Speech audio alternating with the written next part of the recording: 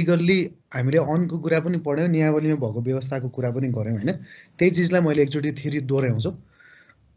दोहोऱ्याउने क्रममा चाहिँ अब त्यही ऐनमा र नियमावलीमा लेखेको विषयलाई यहाँ स्लाइडमा राख्दाखेरि कसरी राखिएको छ भन्ने कुराहरू हेर्न खोजेको है। सो कन्सल्टिङ सर्भिसेस भनेको परामर्श सेवा सम्बन्धी चाहिँ खरिद गर्ने कुरा हो। यो गर्नको लागि हामीसँग धेरैवटा तरिकाहरू छ भनेर हेऱ्यौँ।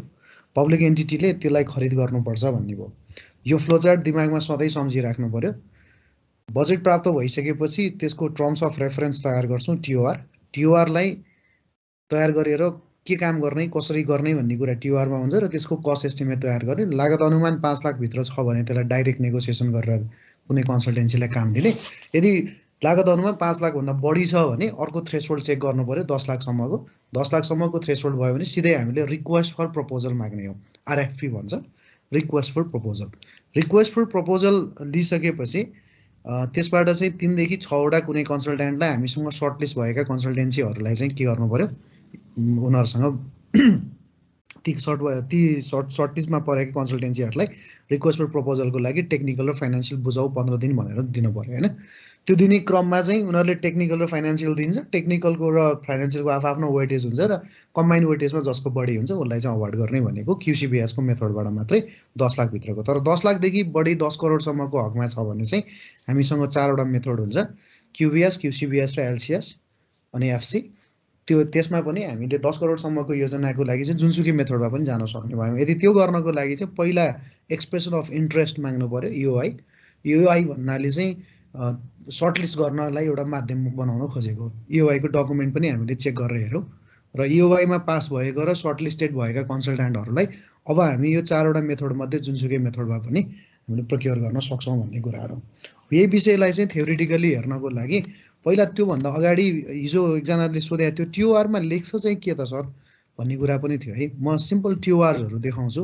जस्तै अहिले सरकारले चाहिँ 5, 10, 15 अस्पताल बनाउनको लागि चाहिँ कन्सल्टेन्टहरू हायर गरिरहेको छ नि विभिन्न पालिकाहरूबाट। कसैलाई थाहा छ? अहिले प्राइमेरी लेभलको अस्पतालहरू तयार गर्ने हरेक पालिकाबाट चाहिँ प्राइमेरी लेभलको अस्पताललाई चाहिँ निर्माण सुरु गर्ने भनेर कन्सल्टेन्टहरूलाई चाहिँ डिपिआर बनाउनको लागि चाहिँ आह्वान गरिरहेछ। धेरैवटा पालिकाले आरएफपीबाट कामहरू गरिरहेछ क्या। त्यसको लागि अब एउटा टिओआर चाहिँ त्यो टिओआरमा चाहिँ हामीले नै इनपुट दिएको। त्यो टिओआरको एउटा फर्मेट तिमीहरूलाई देखाउँछु म। टिओआरमा लेख्छ चाहिँ के भन्ने कुरा हेर्नु। अघि हिजो त हामीले इओआईको फर्मेट हेऱ्यौँ एउटा होइन। टिओआरको फर्मेट चाहिँ कस्तो हुन्छ त त्यहाँभित्रको? त्यो हुन त इओआई भित्र पनि टिओआर थियो। एक्चुअली टिओआर मात्रै बनाउने आरएफपीको लागि हो भन्यो भने त्यो आरएफपीको लागि टिओआर कहाँ हाल्नुपर्छ भन्ने कुरा चाहिँ आरएफपीको डकुमेन्टमा पनि एकचोटि चेक गरौँ है। पहिला के भनौँ भने हामीले हिजो के हेरेको थियौँ भन त साथी हो, इओआईको एउटा डकुमेन्ट हेरेको थियो होइन। इओआईको डकुमेन्ट हेरेको क्या नि हिजो? खोइ त बोल न बोल। हिजो हेरेको एउटा होइन। अब आज के गरौँ भने आरएफपीको डकुमेन्ट चाहिँ कस्तो हुन्छ एकचोटि पहिला त्यो चेक गरौँ न। आरएफपीको डकुमेन्ट चेक गर्ने क्रममा आरएफपीको डकुमेन्ट चाहिँ कहाँबाट डाउनलोड गर्ने भन्दा त्यही पिपिएमओमै जाने। म फेरि त्यही देखाउँछु एकचोटि। पिपिएमओमै जाने, त्यहाँ गएर चाहिँ आरएफपीको डकुमेन्ट चेक गर्नु पर्यो। जस्तै स्ट्यान्डर्ड बिडिङ कन्सल्टिङ डकुमेन्टभित्र जाने र त्यहाँभित्र गएर चाहिँ प्रोक्योरमेन्ट अफ कन्सल्टिङ सर्भिसेसको लागि डकुमेन्ट खोज्नु पर्यो है। सो कन्सल्टिङ सर्भिसेसको लागि डकुमेन्ट खोज्ने क्रममा चाहिँ यो इओआई भइहाल्यो। अब यहाँ दुईवटा छ हेर, एउटा लमसम अर्को टाइम बेस्ड। लमसम चाहिँ युजली बढी जसो चल्छ है। टाइम बेस्ड भनेको चाहिँ टाइमको इनपुटमा के। टाइमको इनपुट भनेको कस्तो भने त्यो कन्सल्टेन्टले कति समय काम गर्छ त्यो समय काम गरे बापतको पेमेन्ट गर्ने चाहिँ लमसम हो, के अरे टाइम बेस्ड हो। हाम्रो चाहिँ युजली कन्सल्टेन्टहरूलाई वर्क गराउने चाहिँ फिक्स टाइम दिएर गर्ने चलन भए हुनाले त्यो चाहिँ लमसम कन्ट्र्याक्टको रूपमा चाहिँ हामीले बढी प्रयोग गर्छौँ। सो लमसम कन्ट्र्याक्टको चाहिँ रिक्वेस्ट फर प्रपोजललाई डाउनलोड गरेँ मैले। लेट्स सी, त्यो डाउनलोड गरेपछि त्यसलाई ओपन गर्दैछु। अब बिहान युआईको फर्मेट हेरेको थियौँ हामीले, अब अहिले चाहिँ आरएफपीको हेर्दैछौँ। हिजो बेलुकी युआई हेऱ्यौँ, आज आरएफपीको फर्मेट हेर्दैछौँ है। किनभने युआई पछि पनि त आरएफपी त माग्नै पर्छ होइन, सेलेक्सन अफ कन्सल्टेन्टको लागि। अब यो चाहिँ लमसम मेथडमा हो। एकदमै धेरै चलन चल्तीमा भएको मेथड भनेको नेपालको लमसम हो। अब यसमा हेऱ्यो भने यो आरएफपी दुईवटा हिसाबले सोच्नु पर्यो। एउटा इओआई गरेर सर्टलिस्ट गरेका कन्सल्टेन्टमा फेरि रिक्वेस्ट फर प्रपोजल पनि माग्नलाई यो डकुमेन्ट प्रयोग गरिन्छ भने इओआई नै गर्नु नपर्ने खालको 10 लाखसम्मको योजनाको हकमा पनि या परामर्शदाताको हकमा पनि हामीले सिधै यो आरएफपीको डकुमेन्ट माग्छौँ। सो आरएफपी को डकुमेन्ट भित्र चाहिँ हामीले टेबल अफ कन्टेन्टमा गरे हेऱ्यो भने हामीलाई धेरै कुराहरू क्लियरली थाहा हुन्छ है। यसको यो अलिकति केही कुराहरू पढ्नु पर्यो भने यहाँ अलिकति नोट्स पनि छ, थोरै केही कुरा जान्नु मन लाग्यो भने यहाँबाट पनि हेर्न सकिन्छ। हेर त, this standard request for proposal has been prepared by PPMO for use of Government of Nepal and its implementing agency in the selection of consultant. This request for proposal is used in the selection of consultant for a value of consulting services. हजुर स्लाइडै आएको छैन। सेयरै भन्नु त्यही त मैले त के हो भनेर हेर्दैछु। ओके पख ल सनक पर्ख वर्ड फाइलमा भएर त्यो मैले त्यो उमा खुलेन नि त। ल हेर है, यो भनेको त्यही लमसमको डकुमेन्टको लागि है। अर्थात् लमसम चाहिँ मोस्टली 99% जस्तो चाहिँ लमसमबाट चल्छ। नेपालमा टाइम बेस्ड कन्सल्टेन्ट भनेको जस्तै कुन कहिले आउटपुट आउँछ भन्ने कुराको फिक्स नभएको ठाउँमा हामी टाइम बेस्ड लाउने हो कि भनेको कुनै डिपिआरै तयार गर्ने होइन कि ठोस चाहिँ के आउँछ त्यो रिसर्च जस्तो टाइपको भनौँ न, आउटपुट कहिले आउँछ र के खालको आउँछ भन्ने कुराको लागि चाहिँ यकिन गर्न नसकिने, जसमा चाहिँ टाइम कति लाग्छ भनेर यकिन गर्न सकिएन भने चाहिँ टाइम बेस्ड कन्ट्र्याक्टमा जान्छौँ या टाइम बेस्डको चाहिँ कन्सल्टिङ सर्भिसेसको लागि सेलेक्सन गर्छौँ आरएफपीको लागि। तर हामी कहाँ त डिपिआर बनाउने भनेपछि कस्तो बनाउने, के बनाउने, कति लागत अनुमानभित्रको बनाउने भन्ने कुराको त आउटपुट पहिले ठोस चाहिँ तयार गर्न सक्छौँ नि। हो त्यो पहिले ठोस तयार गर्न सकिने भएको कारणले गर्दा हामीले जहिले पनि लमसम डकुमेन्टलाई प्रयोग गर्छौँ है, जसमा आउटपुट चाहिँ क्लियरली आइडेन्टिफाइड छ। हामीलाई सुरुमै आउटपुट चाहिँ के हो भन्ने कुरा आइडेन्टिफाइड भएको कारणले गर्दा हामी लमसम चाहिँ डकुमेन्ट प्रयोग गर्छौँ। अब सर यो फास्ट्यागको डिपिआर भन्दाखेरि नि हजुर फेरि भन त, बिस्तारै भन। यो फास्ट्याग बनाउँदाखेरिको त्यो जुन डिपिआर बनाएको थियौँ नि हामीले, ओहो बनाएको थियो नि सरकारले जुन, अब त्यो चाहिँ यो टाइम बेस्डमै आधारमा बनाएको त्यो पनि लमसममै बनाएको भनेको सरकारले आरएफ डिपिआर बनाएको जुन फास्ट ट्र्याककै कुरा गरे हो तिमीले, त्यो भनेको त्यो पनि लमसममै गरेको हो, लमसममै हो। टाइम बेस्ड भन्ने खालको चाहिँ कस्तो हुन्छ भने लेट अस सपोज कि एउटा कुनै भनौँ न एउटा यस्तो खालको स्टडी छ जसलाई चाहिँ रिसर्चको रूपमा एउटा सर्टेन आउटपुट ल्याउनु पर्ने छ। अर्थात् लेट अस सपोज कि एउटा पालिकामा चाहिँ साक्षरताको दरलाई चाहिँ हामीले इन्क्रिज गरेर 100% पुर्याउनु पर्यो भने त कति समय लाग्छ त्यसको लागि भन्ने कुरा त यकिन गर्न सक्दैनौँ नि। या कुनै पालिकामा चाहिँ भनौँ न स्वास्थ्य स्थितिलाई चाहिँ हामीले एकदमै धेरै प्रमोट गरेर सबैलाई चाहिँ एउटा बेसिक लेभलको हेल्थको चाहिँ सर्भिसेसलाई चाहिँ कभरेजमा लिएर आउनको लागि उनीहरूलाई सर्भिसेसहरू प्रोभाइड गर्नु पर्यो भने त्यसको लागि कति समय लाग्छ भन्ने हुन्न के। तर हामीले एउटा चाहिँ बाटोको डिपिआर तयार गर्नु छ या एउटा भ्यू टावरको डिपिआर तयार गर्नु छ या एउटा भवनको डिपिआर तयार गर्नु छ भने त्यस्ताको लागि हामीसँग हिस्टोरिकल डेटा जति पनि हुन्छ क्या, तिनीहरूलाई कस्तो मान्छे चाहिन्छ पनि थाहा छ र ती मान्छेलाई कति इनपुट दिनुपर्छ भन्ने कुराको एन्टरिम नर्म्सहरू पनि हामीले प्र्याक्टिसेस गरिसकेका हुन्छौँ। तर अघि मैले भनेको जस्तो ठ्याक्कै इक्जाम्पल त नमिल्ला, तर कुनै ठोस काम के हो भन्ने कुराको बारेमा पनि जानकारी छैन, तर काम गर्दै जानु पर्यो। जस्तै कुनै रिसर्च गर्नु पर्यो एउटा आउटपुट निकाल्नको लागि, तर त्यो आउटपुट कहिले आउँछ र इभन त्यो आउटपुट चाहिँ हामीले सोचे अनुसारको आउँछ कि आउँदैन भन्ने कुरा पनि क्ल्यारिटी छैन। ल ठिकै छ, आउटपुट त सोचे जस्तो आउँछ नै, तर कति समय लाग्छ भनेर पनि हामीलाई यकिन गर्न सकिन्न, त्यसलाई टाइमलाइनमा हाल्न सकिन्न भने चाहिँ काम गर्दै जाने आउटपुट नआएसम्मको लागि भनेको चाहिँ के हो त टाइम बेस्ड हो क्या, जसमा चाहिँ कन्सल्ट्यान्टले काम गर्दै जान्छ, डेली हाजिर लगाउँदै जाला र उसले चाहिँ त्यो आउटपुट नआएसम्म काम गर्छ भनेको हो। तर त्यो आउटपुट कहिले आउँछ भन्ने कुरा भएन। जस्तै कुनै चाहिँ अब सुशासनको लागि काम गर्नु पर्यो, तालिमहरू सञ्चालन गरेर उनीहरूलाई क्यापासिटी इन्हान्समेन्ट गर्नु पर्यो, अनह्यान्ड ट्रेनिङहरू दिएर चाहिँ उनीहरूको क्षमता बढाउनु पर्यो भन्ने कुराको लागि ल आउटपुट त क्लियर भए पनि कति समय लाग्छ भन्ने क्लियर हुँदैन कि। हो त्यस्तो अवस्थामा चाहिँ हामीले प्रयोग गर्ने डकुमेन्ट भनेको टाइम बेस्ड हो। टाइम बेस्ड भनेको टाइमको आधारमा उनीहरूलाई चाहिँ पे गर्ने कन्सल्टेन्टलाई अरू कन्सल्टेन्ट चाहिँ मेम्बरहरूलाई या तिनीहरूको एक्सपर्टहरूलाई। तर हामीले डिपिआर तयार गर्नु पर्यो कुनै चिजको बारेमा, तर त्यसको लागि त सर्टेन टाइम इन्टरभल पहिले छुट्याउनु पर्यो नि। भनेको अब यो आर्थिक वर्षमा प्रोजेक्ट सकाउनु छ निर्माण गरेर हामीसँग साउनमा छौँ, 2 महिनाभित्र डिपिआर तयार गर्नुपर्छ नि त। अब टाइम त फिक्स गर्न सकियो नि कामको लागि। हो त्यस्तो हकमा जसलाई चाहिँ टाइम फिक्स गर्न सक्छौँ त्यसलाई चाहिँ हामीले युज गर्ने डकुमेन्ट चाहिँ लमसम हो। त्यति दुईटा कुराले मात्र बुझ्दा धेरै कुरा बुझिन्छ साथीहरू। क्लियर भयो लमसम कस्तो बेला युज गर्छौँ र टाइम बेस कस्तो बेलामा? यस सर। हजुर, नेपालमा अधिकांश चाहिँ कन्सल्टेन्सी सेलेक्सन चाहिँ हामी लमसम मेथडबाट गर्छौँ। अब यसमा हेर त फरवर्डमा के कुरा लेखेको छ सर र पढौँ जानकारी हुन्छ। This request for proposal has been prepared by Public Procurement Monitoring Office for use by Government of Nepal and its implementing agency. In the selection of consultants, this standard request for proposal is used in the selection of consultant for the value of consultancy services more than 0.5 million. But more than कति छ अरे? More than 5 lakh. 0.5 million ne 5 lakh हैन त? हो For national shortlisting and international shortlisting. ये 10 करोड भन्दा माथि भयो इन्टरनेशनल shortlisting भयो 10 करोड भन्दा मुनि भयो भने national shortlisting भयो. The SRFP, this one standard request for proposal, can be used with the different selection method, and the selection method are के त QCBS, त्यसै गरी QBS, fixed budget selection or fixed cost selection र least cost selection. ठीक छ ल र यो SRF चाहिँ लम्सम असेसमेन्ट को लागि हो, असाइनमेन्ट को लागि हो भनेर भन्यो. यसमा के छ भन्दाखेरि बिडिङ डकुमेन्ट भित्रका कुराहरू पनि यसमा लेखेको छ र अब यो भन्दा तल गएर हेरौँ एकचोटी. हेर यसमा पार्ट 1 मा लेटर अफ इन्भिटेसन हुँदो रहेछ. यो लेटर अफ इन्भिटेसन भनेको लेटर पठाउने हो. त्यो लेटर पठाएर अनि त्यसपछि यो आरएफपी भरेर तिमी बुझाऊ भनेर भनेको. त्यसपछि हामीले इन्स्ट्रक्सन टु कन्सल्टेन्ट भनेर दियौं. इन्स्ट्रक्सन टु कन्सल्टेन्ट जसरी standard bidding document instruction to bidder हुन्छ त्यस्तै हुन्छ. सेक्सन 3 मा technical proposal standard forms, section 4 मा फाइनान्शियल प्रपोजल, सेक्सन 5 मा एलिजिबल कन्ट्रीज, सेक्सन 6 मा government and DP policy, section 7 मा टर्म्स अफ रेफरेन्स. अब बुझ्यौ यहाँ टीओआर हरेकमा हुन्छ. टीओआर हामीले हरेकमा हाल्छौं. सो टीओआर ले चाहिँ के दर्शाउँछ त भन्दा यो टीओआर ले चाहिँ scope of services, objective, goals, यो प्रोजेक्टसँग रिलेटेड जे जति चाहिँ इन्फर्मेसन्सहरु चाहिने हो ती सबै इन्फर्मेसनहरुलाई चाहिँ हामीले दिने हो र त्यो भनेको चाहिँ टीओआर हो.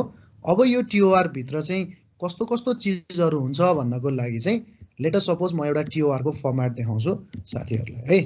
टीओआर को फर्मेट चाहिँ के हुन्छ भन्दा हिजो यूआई को फर्मेट पनि हेर्न त हेरेका थियौ, तै पनि टीओआर को फर्मेटमा चाहिँ कस्तो हुन्छ भन्ने कुराको लागि म एउटा चीज डेपिक गर्छु, यहाँ एउटा प्रोजेक्ट गर्छु, त्यहाँबाट धेरै कुराहरु आइडिया हुन्छ है. Work from home TORs final copies जस्तै एउटा सिम्पल एउटा एक्जाम्पल हेरौँ.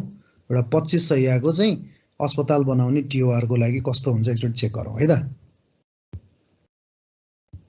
टीओआर लेख्न मात्रै जान्ने हो भने पनि धेरै हदसम्म चाहिँ काम गर्नलाई पछि धेरै सजिलो हुन्छ है. एउटा स्ट्यान्डर्ड फर्मेट हो टीओआर ले. Preparation of DPR for construction of Manang district hospital 25 bed को भनेर एउटा फर्मेट को टीओआर हो. यो टीओआर मा हेर्यो भने इन्ट्रोडक्सन हुन्छ, यसमा अब्जेक्टिभ हुन्छ. के हो अब्जेक्टिभ? यो टीओआर को अब्जेक्टिभ के हो? त्यो अब्जेक्टिभ भित्र स्कोप अफ वर्क हुन्छ. स्कोप अफ वर्कमा गर्नुपर्ने कन्सल्टेन्टले के काम हो? डिटेल टोपोग्राफिकल सर्वे गर्नु पर्यो, त्यसपछि आएर डिटेल जियो टेक्निकल इन्भेस्टिगेसन गर्नु पर्यो, त्यसपछि आएर मल्टी हजार्ड को रिस्क असेसमेन्ट गर्ने कुराहरु भयो. हामीले के गराउन खोजे हो त्यो सबै कुरा लेख्नु पर्यो.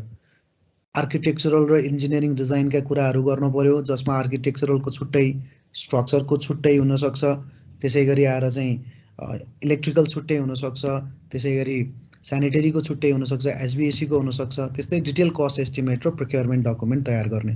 डेलिभरेबल्समा के दिने भन्दा तिमीले सर्वे डिजाइन रिपोर्ट एउटा भोल्युम देऊ, जियो टेक्निकल रिपोर्ट एउटा देऊ, डिजाइन ड्राइङलाई भोल्युम 3 राख, डिजाइन ड्राइङ भित्र आर्किटेक्चरल देऊ, स्ट्रक्चर देऊ, स्यानिटरी देऊ, इलेक्ट्रिकल देऊ, एसबीएसी को डिजाइन देऊ. एसबीएसी भनेको heating ventilation and air conditioning है. ल्यान्डस्केपिङ हुन्छ र त्यसैगरी चाहिँ estimating and costing, analysis of rates देऊ, स्पेसिफिकेसन्सहरु बनाएर देऊ, बीओक्यू देऊ र टेन्डर डकुमेन्ट बनाएर देऊ भन्यो.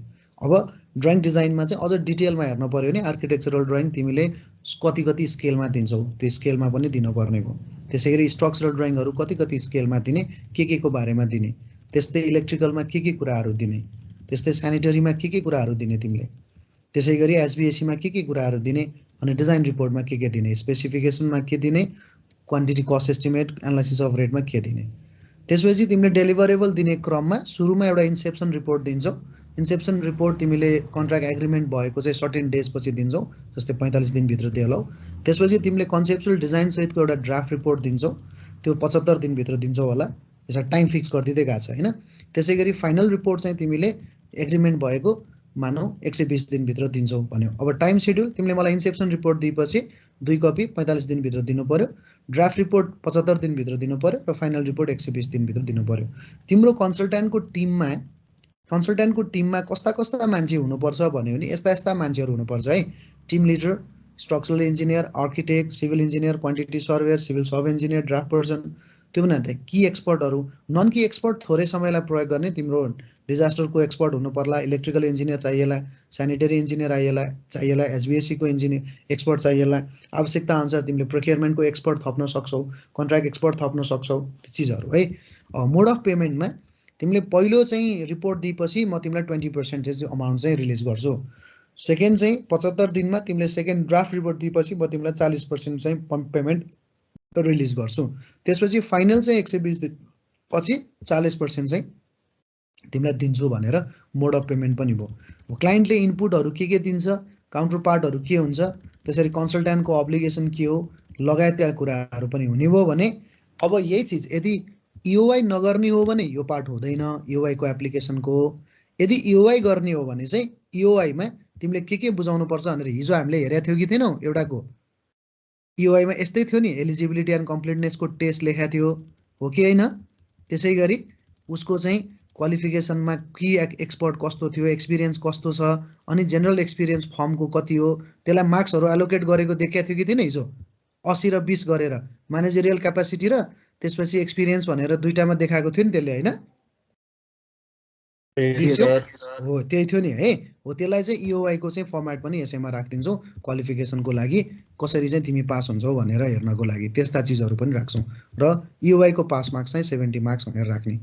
सो यो भनेको चाहिँ टिओआर हो। यदि टिओआरमा चाहिँ इओआई गर्ने हो भने इओआईको पनि कुन हिसाबबाट हामीले इओआई त्यसको सेलेक्सन गर्छौँ भनेर लेख्ने हो।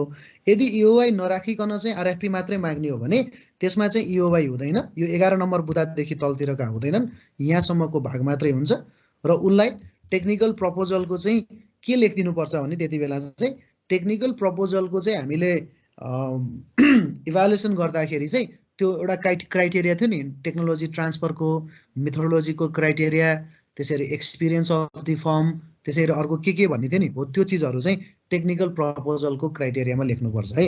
इओआई राख्नु पर्यो नि यो राख्नु पर्यो। इओआई नहुने हो भने हाम्रो आरएफपीमा टेक्निकल प्रपोजललाई हामीले कसरी चाहिँ इभ्यालुएट गर्छौँ भन्दा त्यो दफा 70 कि 71 भएको दफा छ नि त्यसलाई प्रयोग गर्ने हो, जसमा चाहिँ 100 मार्क्सको टेक्निकल बनाउँथ्यो नि, मेथोडोलोजीमा यति मार्क्स,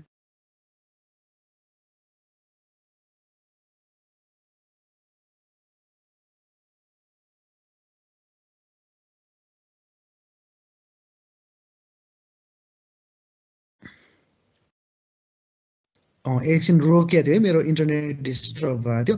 सो टिओआर भनेको चाहिँ इच एन्ड एभ्री कन्सल्टिङ काम गर्नको लागि हामीलाई चाहिन्छ, इच एन्ड एभ्रीको लागि है।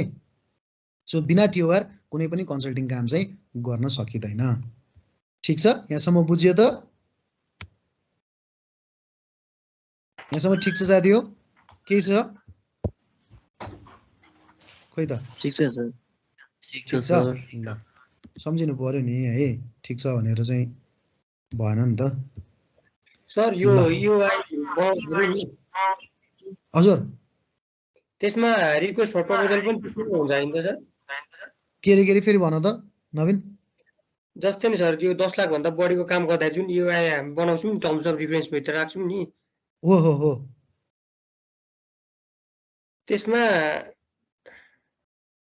त्यसमा रिक्वेस्ट फर प्रपोजल पनि आफै त्यही भित्रै पर्छ हैन त सर? परेन, पहिला इओआई भयो, इओआईमा सर्टलिस्ट भइसकेपछि अनि फेरि आरएफपी माग्ने हो कि उसँग। इओआईमा त मेजर चिज मात्रै हेर्छौ नि त, इओआईमा आरएफपी को भित्रको जस्तो क्राइटेरिया हुँदैन नि।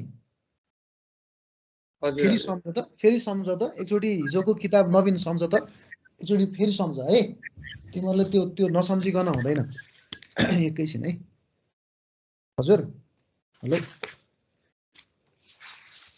हेलो ल, हिजोको दफा एकचोटि चेक गर त नवीन। हिजोको दफामा के थियो, 70 र 69 को दफा एकचोटि फेरि पल्टाउ त। अलिकति क्लियर गर है, यो क्लियर भएन भने फेरि पछिसम्म कन्फ्युजन हुन्छ। त्यही भएर म क्लियरै गरिदिन्छु तिमीहरूलाई। तिमीले एकचोटि दफा हेर त, दफा 70 मा हेर त। दफा 70 भनेको खुला रूपमा आशय पत्र माग गरी संक्षिप्त सूची तयार गर्ने भनेको छ, हो कि हैन? हजुर सर। त्यसमा तिमीले EOI मा के माग्नुपर्छ भनेर यसमै लेखिदिएको छ नि यसले।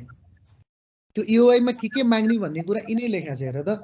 जसमा चाहिँ 7 वर्ष सम्पन्न काम गरेको उसको फर्मको एक्सपिरियन्स, जनशक्तिको एक्सपिरियन्स सँगसँगै तिम्रो चाहिँ दफा यही दफा 70 को उपदफा 12 हेऱ्यो भने क्षमताको मूल्याङ्कन गर्दा परामर्श सेवाको कुल लागतको अनुमानको 150% सम्म नबढ्ने गरेर टर्नओभरको काम गरेको हुनुपर्ने, यी लगायतका कुराहरू जे जति छन् यिनीहरू भनेको चाहिँ EOI सेलेक्सन गर्नको लागि राखेको क्राइटेरिया हो। EOI को जब EOI सेलेक्सन हुन्छ नि, EOI सेलेक्सन भइसकेपछि फेरि RFP माग्ने हो के। जो पास हुन्छ त्यो कन्सल्टेन्टहरुसँग RFP माग्ने हो के। यस सर, यस। अब RFP माग्दाखेरि चाहिँ RFP यदि QCBS मेथडबाट माग्छौ भने पनि, QBS बाट माग्छौ भने पनि, LCS बाट माग्छौ भने पनि, या QBS FC बाट माग्छौ भने पनि दफा 70 को दफा हैन, नियम 71 को उपनियम 6 छ नि। हजुर सर। त्यसमा पनि त क्राइटेरिया छ नि हैन? छ सर। हो, त्यो क्राइटेरिया चाहिँ टेक्निकल प्रपोजलको क्राइटेरिया हो के। ए भयो। अब बुझ्यौ? यस सर, यस। EOI को क्राइटेरिया चाहिँ नियम 70 ले भन्यो। नियम 70 ले भनेको अर्थात भनेको के हो?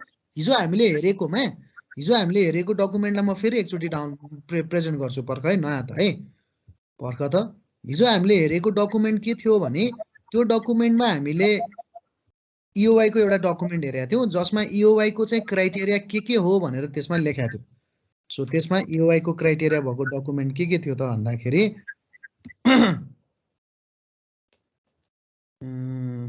हिजो डाउनलोड गरेर सेभै गरेको थिएँ मैले।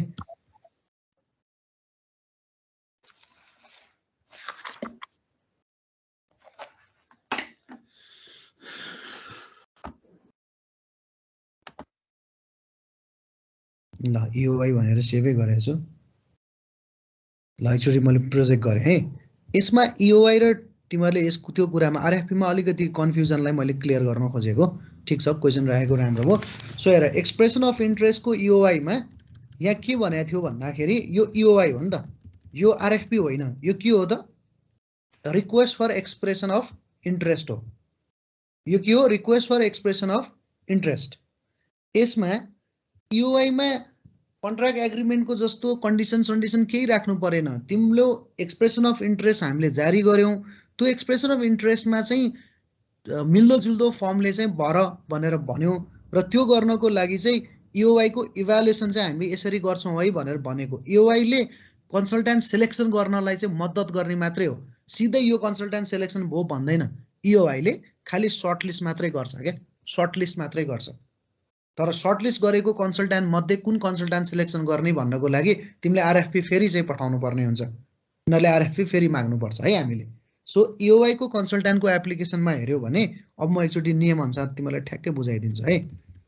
उसले के भन्यो भने EOI चाहिँ फेरि एकचोटि राम्रोसँग पढ त। यहाँ हेर, interested consultant and its team members should possess significant knowledge and proven experience. EOI will be assessed based on technical competencies 80 र management competencies 20 and geographical competency मा राख्दिन म। based on the evaluation of EOI only shortlisted firms will be invited to submit के भनेको छ ल भन नबिन आफै पढ। Technical and final proposal through a request for भनेपछि यो टेक्निकल एन्ड फाइनान्शियल प्रपोजल माग गर्ने भनेको चाहिँ नियम कति हो? 71 हो। तर EOI माग्ने भनेको चाहिँ नियम कुन हो? 70 हो। अब EOI नगरिकन त सर्टलिस्ट गर्न सकिन्न नि त कन्सल्टेन्टलाई, हैन? हो। अब कन्सल्टेन्टलाई सर्टलिस्ट गर्ने मेथड चाहिँ EOI हो। अब EOI को चाहिँ क्राइटेरिया के हो त भनेर हेर्यो भने EOI को क्राइटेरिया चाहिँ उसले यहाँ राखिदिएको छ। EOI को क्राइटेरिया चाहिँ यस्तो यस्तो भयो भने तिमीले मार्क्स पाउँछौ। तिमी एलिजिबल हुनको लागि EOI मा एलिजिबल हुनको लागि तिमीले यो डकुमेन्ट बुझाउनु पर्यो भन्यो पहिला। राम्रोसँग बुझ है, यो क्लियर नगरिकन हुँदैन नि, काम गर्नुपर्छ भोलि पर्सि। EOI मा के भन्यो त भन्दा एलिजिबिलिटी हुनको लागि तिम्रो रजिस्ट्रेसन गरेको डकुमेन्ट बुझाऊ, ट्याक्स तिरेको डकुमेन्ट बुझाऊ, लास्ट फिस्कल इयरको भ्याटको रजिस्ट्रेसनको डकुमेन्ट बुझाऊ र तिमीले काम गर्न थालेको एटलिस्ट 5 वर्षको टाइम हुनुपर्छ। तिमी दर्ता भएको 5 वर्ष पुगेको त्यसको चाहिँ कुनै रेफरेन्स डकुमेन्ट बुझाऊ भनेर भन्यो। यी मध्ये कुनै चिज एउटा बुझाएन भने पनि ऊ EOI मै फेल भयो, सर्टलिस्ट हुँदैन। अब त्यसपछि इभ्यालुएसनको क्राइटेरियामा टेक्निकल कम्पिटेन्सी भित्र के राख्यो भने तिमीसँग एक्सपिरियन्स डिजाइन कस्ट एस्टिमेट तयार गरेको खानेपानीमा 4 भन्दा बढी प्रोजेक्ट गरेका छौ भने तिमीलाई 25 मार्क्स दिन्छु म भन्यो। स्ट्रक्चरल डिजाइन काम गरेको छ भने तिमीलाई 15 मार्क्स दिन्छु भन्यो। सर्वे डिजाइन गरेर अरु नै के दुनिया स्यान्ड फिल्डरहरुको छ मिल्दो जुल्दै हालेछ है, उसले 20 नम्बर दिन्छु भन्यो। सोशल इन्भाइरोमेन्टल स्टडी गरेकोमा 10 नम्बर दिन्छु भन्यो। बिड डकुमेन्ट तयार गरेको टेक्निकल स्पेसिफिकेसन लेखेको छ भने तिमीलाई 10 नम्बर दिन्छु भन्यो। यसरी टोटलमा तिम्रो टेक्निकल चाहिँ EOI को लागि है, EOI को लागि क्राइटेरिया है यो, तिमीलाई 80 नम्बर दिन्छु म भन्यो। भने म्यानेजमेन्टको कम्पिटेन्सिजको लागि चाहिँ तिम्रो एक्सपिरियन्स अफ द की पर्सनलको लागि 5 नम्बर, क्वालिटी एस्युरेन्सको लागि 5 गरेर विभिन्न गरेर चाहिँ 20 नम्बर देऊ। र उसलाई के भन्यो भने यो 10 र 80 र 20 गरेर 100 हुन्छ, तर तिमी EOI मा पास हुनलाई चाहिँ कति हुनु पर्यो, 70 हुनु पर्यो भनेको। यी जति पनि क्राइटेरिया भित्र बाँड्यौ नि, यो these all are related with the उपर चाहिँ नियम 70 हो क्या। यो के हो भन त, यो नियम कुन हो? यो नियम 70 हो। अब यो नियम 70 अनुसार, यो नियम 70 अनुसार जो चाहिँ EOI मा पास हुन्छ नि, जो EOI मा पास हुन्छ नि, त्यो भनेको हाम्रो लागि के भयो, अब सर्ट लिस्टेड भयो। कुरा बुझिरहेछौ? यस सर, बुझिएको छ।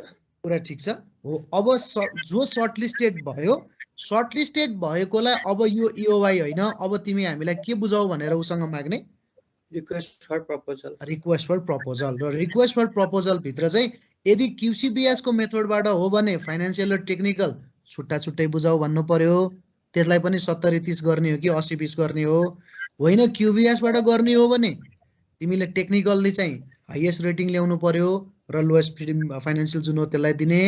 यदि QBS छ भने त्यो भयो, FC छ भने फिक्स कस्ट भयो, टेक्निकलमा हाइएस्टलाई दिने, लिस्ट कस्टमा जसको सस्तो छ ऊ टेक्निकली पास छ भने उसलाई दिने। त्यो हो क्या कुरो, त्यो हो। अब अलिकति क्लियर भयो होला है। सो EOI हुनु र RFP दुईटा फरक कुरा हो भन्ने कुरामा बुझ्नु पर्यो, बुझ्नु पर्यो कि परेन। जो EOI मा पास हुन्छ उसलाई फेरि RFP फेरि माग्छौँ हामीले, त्यही कारणले त्यो कुरालाई सम्झिनु पर्यो है।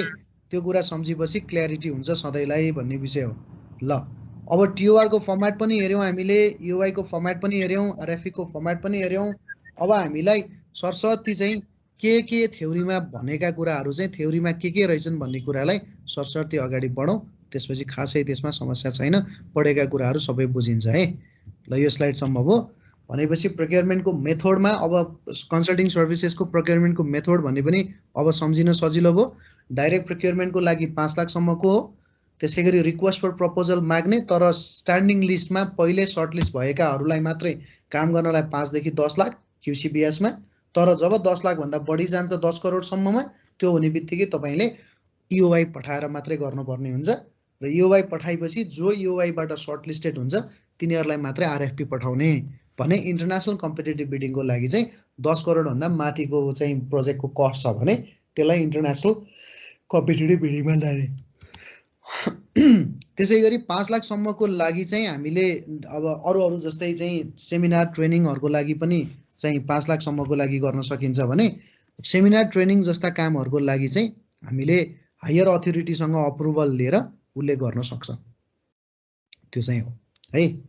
अब सिम्पल सम्झ्यौँ है, अघि नै हामीले पढे अनुसारको कुरा ठ्याक्कै नवीन तिमीले सर भन्देऊ त यो ठ्याक्क पढेको कुरा अघि जुन चाहिँ फ्लो चार्टमा भनेको कुरा ठ्याक्कै मिल्छ कि मिल्दैन भन ल, पढ त तिमी।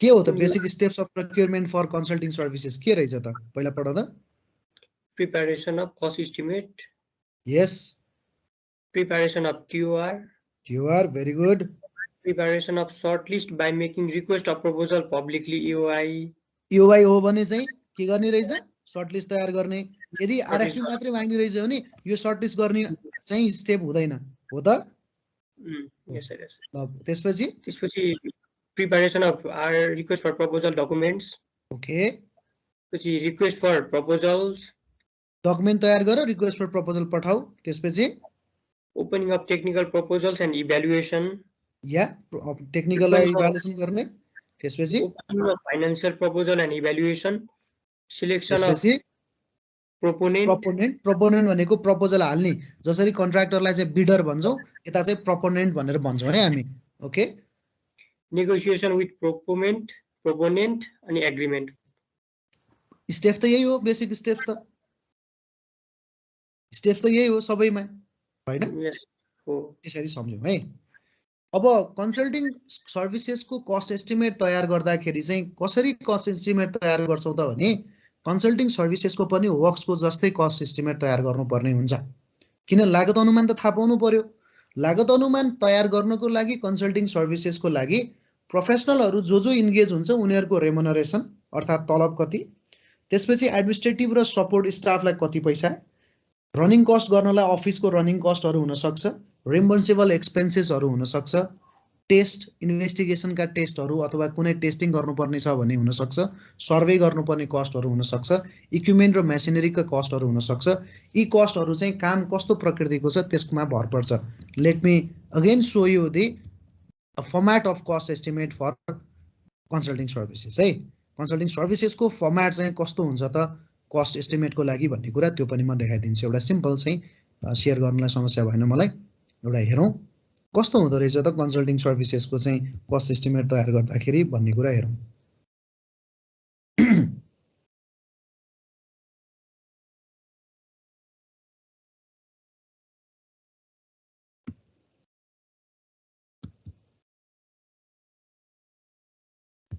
एउटा प्राइमेरी हस्पिटलकै स्याम्पल म देखाइदिन्छु कुनै पालिकाले तयार गर्नु पर्यो भने कस्तो खालको चाहिँ हुन्छ त यसको कस्ट एस्टिमेट र यसको पनि बिओक्यू बनाउनु पर्छ हामीले वर्क्सको मात्रै होइन कन्सल्टिङ सर्भिसेसको पनि बनाउनु पर्ने हुन्छ त्यसको लागि देखाइदिनलाई मैले एउटा सिम्पल स्याम्पल देखाउँछु कस्ट एस्टिमेट त हामीले तयार गर्नु पर्यो त्यहाँ भर्खर भने अनुसारको कस्ट एस्टिमेट तयार गर्दाखेरि के कुराहरू राख्नुपर्छ भन्ने कुरा पनि गर्यो लेट अस सी एउटा चाहिँ कुनै लोकल गभर्मेन्ट कुनै एबिसी भन्ने म्युनिसिपालिटी छ त्यसको कस्ट एस्टिमेट तयार गर्नु पर्यो डिपिआरको लागि काम के को लागि भन्दा प्रिपरेसन अफ डिपिआर अफ फलानो हस्पिटल ल ड्युरेसन 3 महिना राख्यौँ अब यसमा अघि नै टिओआरमा भनेका जस्तो म्यान पावरहरू सबै आउनु पर्यो तब न हामीले कस्ट एस्टिमेट रेडी गर्न सक्छौँ सो तपाईँले टिम लिडर राखिदिनु भयो टिम लिडरले एकजना चाहिन्छ त्यसले 3 महिना काम गर्छ इफेक्टिभ मन्थमा र त्यसको रेट कति त्यो रेटलाई तपाईँ हामीले रेटलाई आधार बनाउन सक्छौँ गभर्मेन्टको रेटलाई आधार बनाउन सक्छौँ जस्तै गभर्मेन्टको चाहिँ उपसचिवसम्मको चाहिँ 1 महिनाको तलब बराबरको त्यसको 2 गुणा दिने 1.5 गुणा दिने अथवा एक गुणा मात्र दिने या 100% इन्सुरेन्स र अन्य इन्सेन्टिभ गरेर चाहिँ 200% दिने यस्ता कुराहरू भनेको चाहिँ नर्म्सले गभर्न गर्ने कुराहरू हो त्यो चिजहरू आफैले राख्न सकिन्छ सो टिम लिडरमा structural engineer architect civil engineer draft person भनेर चाहिँ की एक्सपर्टको लागि एउटा कस्ट एस्टिमेट तयार गर्यो 6,82,000 त्यसपछि नन की एक्सपर्टको लागि डिआरआर एक्सपर्टले एकजना त चाहिन्छ तर आधा महिना काम गरे पुग्यो अरूहरूले फुल टाइममा काम गरे जस्तो यसले आधा गर्ला प्रोक्युरमेन्ट एक्सपर्टले आधा महिना गर्ला इलेक्ट्रिकल इन्जिनियरले आधा महिना 75 चाहिँ महिना गर्ला अथवा चाहिँ 45 दिन गर्ला भन्नु खोजेको के अरे सरी 1 महिना 30 दिन हो भने 20 दिन गर्ला हैन अथवा 25 दिन गर्ला एचबिएससी एक्सपर्टले त्यस्तै गर्ला त्यसपछि रेम्बर्सेबलमा ट्रान्सपोर्टेसनको पैसा दिने त्यसपछि आएर मिसलिनियसमा कम्युनिकेसनको कस्ट चाहिन्छ होला रिपोर्ट तयारहरू गर्नु पर्ला त्यसैगरी सोइल इन्भेस्टिगेसन गर्नु पर्यो भने सर्वेको लागि पैसा दिने यी लगायतका कुराहरू त्यसै टोपोग्राफिकल सर्वे गर्नु पर्यो भने कन्ट्रोल सर्वेको लागि पैसा दिने यी चिजहरूबाट सबै जोडेर निकाल्ने एउटा कस्ट हो यो कस्ट एस्टिमेट हो एक्चुअली यो कस्ट एस्टिमेट निकालिसकेपछि कस्ट एस्टिमेटको आधारमा त हामीले प्रोक्युरमेन्टको कुन मेथडमा जाने भन्ने थाहा हुन्छ नि त त्यही भएर कस्ट एस्टिमेटको फर्मेट हो अब हामीले फाइनेन्सियल भर्दाखेरि यिनीहरूले चाहिँ यसैको चिजलाई हामीले बिओक्यू पनि बनाउनु पर्ने हुन्छ क्या उसले कसलाई कति पैसामा हाल्छ त त्यो प्रपोनेन्टले कति पैसामा हाल्छ त भनेर यसको पनि बिओक्यू बनाउनु मिल्छ भनेको टिम लिडरलाई हामीले राखेको चाहिँ हाम्रो एस्टिमेटमा यति पैसा हो, उसले टिम लिडरलाई कति पैसा प्रपोज गर्छ त, स्ट्रक्चरल इन्जिनियरलाई कति पैसा प्रपोज गर्छ त भनेर यसै गरी हरेक आइटममा पनि उसले आफ्नो बिड चाहिँ भर्नुपर्छ। यो फाइनेन्सियल प्रपोजलमा बेस गर्ने कुराहरू हो। सो त्यो हुनाले कन्सल्टेन्सी सर्भिसेसमा पनि हामीले लागत अनुमान तयार गर्नुपर्छ। जसरी कामको लागि लागत अनुमान तयार गर्छौँ त्यस्तै परामर्शदाताको हायर गर्नको लागि या परामर्श सेवालाई चाहिँ हामीले खरिद गर्नको लागि चाहिँ के गर्नुपर्ने रहेछ, एस्टिमेट तयार गर्नुपर्ने रहेछ। ठिक छ यहाँसम्म? ठिक छ सर। गुड। त्यसो भए now let's go forward. So लागत अनुमान पनि तयार गर्छौँ भन्ने कुराहरू भयो। त्यसपछि आएर कस्ट एस्टिमेसनमा मैले अघि नै भनिसकेका थिएँ तिमीहरूलाई, मिनिस्ट्रीको नर्म्सहरू प्रयोग गर्न सक्छौँ, टिओआरहरू हेर्न सक्छौँ। त्यसमा के कुराहरू राख्नुपर्छ त भन्दा की एक्सपर्टका कुराहरू, रेमोनेरेसन तिनीहरूको, ट्राभल कस्ट, त्यसै गरी विभिन्न अलाउन्सेसहरू, अफिसको एक्सपेन्सेसहरू, इक्विपमेन्ट, रिपोर्टिङ, प्रिन्टिङका कुराहरू, ट्रेनिङ गर्नु पर्ला, ट्राभलका कुराहरू आउला। ती यावत जे कुराहरू चाहिँ तपाईँले दिनुपर्ने हुन्छ कन्सल्ट्यान्टलाई, ती सबै कुराहरू राखेर कस्ट एस्टिमेट तयार गर्नुहुन्छ। अब टिओआरको प्रिपरेसन, हामीले टिओआर पनि हेऱ्यौँ। टिओआरको प्रिपरेसन एकदमै इम्पोर्टेन्ट भयो। हामीले यही स्टेप अनुसार हेर्दै गएको छौँ है। पहिलोमा यो गऱ्यौँ, अब टिओआरको प्रिपरेसन। टिओआरको प्रिपरेसन गर्दाखेरि हरेक पब्लिक एन्टिटीले पहिला टिओआर नबनाइकन, टिओआरलाई स्कोप अफ वर्क दिने भएको कारणले कुनै पनि कन्सल्टिङ सर्भिसेसलाई चाहिँ हामीले हायर गर्नको लागि टिओआर बनाउनुपर्छ। टिओआरमा के कुरा इन्डिकेट हुनुपर्छ भन्ने कुरामा अघि नै मैले फर्मेट पनि देखाएकै थिएँ। त्यो पर्टिकुलर असाइनमेन्टको ब्याकग्राउन्ड के हो, अब्जेक्टिभ के हो, स्कोप अफ द वर्क के हो, के स्टडिजहरू गर्नुपर्छ, कन्सल्ट्यान्टले ट्रान्सफर अफ नलेज गर्नुपर्छ पर्दैन लगायतका कुराहरू, पेमेन्ट कसरी गर्ने, रिपोर्टको फर्मेट कसरी हुने, अनि कस्तो कस्तो की पर्सनलहरू चाहिन्छ र त्यसको फङ्सन्स र क्वालिफिकेसन्स के हो, कति टाइम लाग्छ, कुन ड्राफ्ट रिपोर्ट कहिले दिने, त्यो कहिले दिने भन्ने कुराहरू, त्यसै गरी इन्फर्मेसनहरूका कुराहरू, कुन रिपोर्ट तयार गर्नुपर्छ, कन्सेप्चुअल डिजाइन रिपोर्ट कहिले, ड्राफ्ट रिपोर्ट कहिले भन्ने कुराहरू यो पढिराख्न त परेन नि होइन। ती सबै कुराहरू भनेका जम्मै टिओआर भित्र आउनु पर्यो। इन सिम्पल सेन्समा टिओआर भन्नाले के बुझ्नु पर्यो भने टर्म्स अफ रेफरेन्स भनेको एउटा यस्तो गाइडिङ डकुमेन्ट हो कन्सल्ट्यान्टलाई। त्यो टिओआर पढिसकेपछि इम्प्लोयरले इन्टेन्डेड स्कोप अफ वर्क के राखेको रहेछ त, इम्प्लोयरले के काम चाहिँ खोजिरहेको रहेछ त भन्ने कुराको बारेमा क्लियरली डेपिक्ट गर्छ क्या। टिओआर नपढिकन कन्सल्ट्यान्टले इम्प्लोयरको चाहना के हो, के बनाउन खोजिरहेछ, कन्सल्ट्यान्टबाट उसले के लिन खोजिरहेछ भन्ने कुराको जानकारी हुँदैन। सो टिओआर उसलाई क्लियर हुने बित्तिकै स्कोप अफ वर्क्स क्लियर हुन्छ, उसँग कस्ता मान्छे चाहिन्छन् भन्ने कुराको अग्रिम सूचना पाउँछ, कस्तो काम गर्नुपर्ने रहेछ भन्ने अग्रिम सूचना पाउँछ, के काम गर्नुपर्ने रहेछ, कहाँ काम गर्नुपर्ने रहेछ, कसरी रिपोर्ट तयार गर्नुपर्ने रहेछ, कति मितिभित्र सकाउनु पर्ने रहेछ, कस्ता मान्छे चाहिने रहेछन्, के बुझाउनु पर्ने रहेछ भन्ने डिटेल इन्फर्मेसन चाहिँ टर्म्स अफ रेफरेन्समा पाउँछ। त्यही भएर टिओआरलाई हामीले कार्यसूची भनेर भन्छ, कार्यगत सूची अर्थात् कार्यगत चाहिँ क्षेत्रभित्र पर्ने चाहिँ के कार्य हो भनेर हेर्न खोजेका त्यही हो। क्षेत्रगत कार्य शर्तहरू के हो भनेर भन्न खोजेको चाहिँ त्यो टिओआर भनेको। अब टिओआर बनाउने भनेको अब्जेक्टिभ के हो त, अब त बुझिसक्यो। टिओआरले एउटा सर्टेन बााउन्ड्रिज क्रिएट गर्छ। त्यो बााउन्ड्रिज भनेको सर्भिसेस के को लागि चाहिँ दिने हो, कुन सर्भिसेसको लागि हो भन्ने कुराको लागि बााउन्ड्रिज क्रिएट गर्छ। त्यसले एउटा स्कोपिङ गर्न मद्दत गर्छ। टिओआर कुन कन्टेक्स्टको लागि बनाउने हो त्यो अनुसारको टिओआर फरक हुन्छ।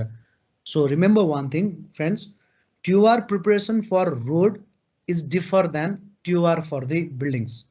ToR for the feasibility study of certain infrastructure is different than TOR for providing a training to someone. It depends.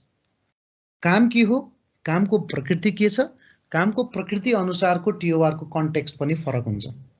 र त्यसै गरी टिओआरमा के इनपुट चाहिन्छ र के आउटपुट चाहिन्छ भन्ने कुरा पनि पहिले थाहा हुन्छ। इनपुट के चाहिन्छ भनेको रिसोर्सेस के चाहिन्छ, रिसोर्सेसमा पनि की एक्सपर्ट कस्ता चाहिन्छन्, नन की एक्सपर्ट कस्ता चाहिन्छन् भन्ने इनपुट हो। आउटपुट भनेको रिपोर्ट हो। रिपोर्टमा के चाहिन्छ, आर्किटेक्चरल ड्रइङ चाहिन्छ भने हो कि कस्ट एस्टिमेट चाहिन्छ भने हो कि बिडिङ डकुमेन्ट बनाएर देऊ भने हो कि कन्ट्र्याक्टर सेलेक्सन गर्नको लागि, रेट एनालाइसिस देऊ भने हो कि स्ट्रक्चरल डिजाइन देऊ भने हो कि जियो टेक्निकल इन्भेस्टिगेसन गर भने हो कि त्यो भनेको आउटपुट हो। सो इनपुट र आउटपुट दुइटैको बारेमा क्लियरली चाहिँ हामीले इन्फर्म गर्न सक्छौँ कन्सल्ट्यान्टलाई, त्यो हुनाले यसको अब्जेक्टिभ्स हो। अब स्कोप अफ टिओआर भित्र चाहिँ हामीले जहिले पनि के याद गर्नु पर्यो भने सर्भिसेसको बाउन्ड्रिज कहाँसम्म छ, डिजायर्ड इनपुट के हो र आउटपुट के हो, पर्सन्सहरू कस्ता मान्छेहरू इन्भल्भ हुनुपर्छ, डेलिभरीको सेड्युल के हो। अघि हेऱ्यौँ हामीले टिओआरमा 45 दिनभित्र यो देऊ, 60 दिनभित्र यो देऊ, 75 दिनभित्र यो देऊ, 120 दिनभित्र यो देऊ, द्याट्स अ डेलिभरी सेड्युल। र प्रोजेक्टको एडमिनिस्ट्रेसन भनेको ओभरअल प्रोजेक्टको एडमिनिस्ट्रेसनको बारेमा कस्तो प्रोजेक्ट हो, कसरी सञ्चालित हुन्छ भन्ने लगायतका कुराहरूमा पनि जानकारी चाहिँ यसले दिन्छ टिओआरको थ्रुबाट। Remember one more thing, ToR prepare गर्दा के फ्याक्टर्सहरू हामीले कन्सिडर गर्नुपर्छ त भन्दा जहिले सम्झिनुहोस् धेरै डिटेल पनि दिनुहुन्न टिओआरमा, पढ्नै झ्याउ लाग्ने गरेर, त्यसले इन्फ्लेक्जिबल बनाउँछ। धेरै डिटेल दिनु पनि हुन्न। क्लाइन्ट र कन्सल्ट्यान्टको क्लियर रेस्पोन्सिबिलिटी के हो भन्ने कुरा चाहिँ क्लियरली मेन्सन गर्नुपर्छ। कन्सल्ट्यान्टको रोल के हो र क्लाइन्टले के गर्न खोजेको छ, क्लाइन्टको रोल के हो भनेर। र टिओआर अलरेडी जहिले पनि हाम्रो बजेटको परिधि जति छ त्यो बजेटको परिधिलाई रिफ्लेक्सन गर्नु पर्यो के। पैसा चाहिँ कम छ, काम चाहिँ धेरै लगाउनु हुन्छ भने पनि आकर्षण हुँदैन नि त काम गर्नलाई। त्यही भएर बजेटको कन्सिस्टेन्ट हुने गरेर बजेटसँग मिल्दोजुल्दो हुने किसिमले चाहिँ टिओआरलाई जहिले पनि तयार गर्नुपर्छ। अब अर्को स्टेपमा जाउँ, preparation of short list by inviting LOI, letter of intent, EOI दिने, त्यो letter of intent or expression of इन्ट्रेस्टको लागि हेर्ने हो भने 10 लाखभन्दा माथिको लागि इओआई चाहिन्छ।